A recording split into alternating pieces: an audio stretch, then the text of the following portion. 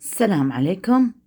بسوي تشيز كيك بلو بيري بس من بسكوت كوكيز، وما عاد نقطها العلب نستفيد منها بالتشيز كيك.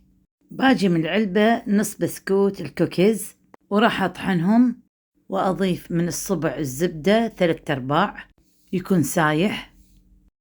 أول شي طحن البسكوت وبعدين إضافة الزبدة السايحة.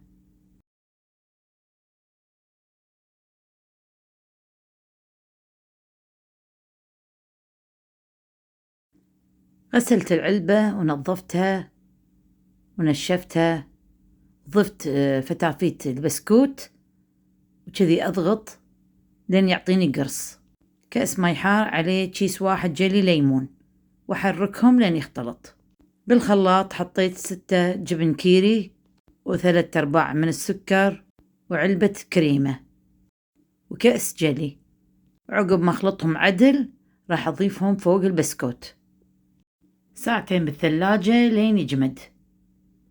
راح أضيف حشوة البلو بيري ماركة لكي ليف، وممكن استبدالها بأي جيلي أو حشوة الفراولة أو حشوة التوت بنفس هالماركة هذه، على مزاجكم اللي تحبونه.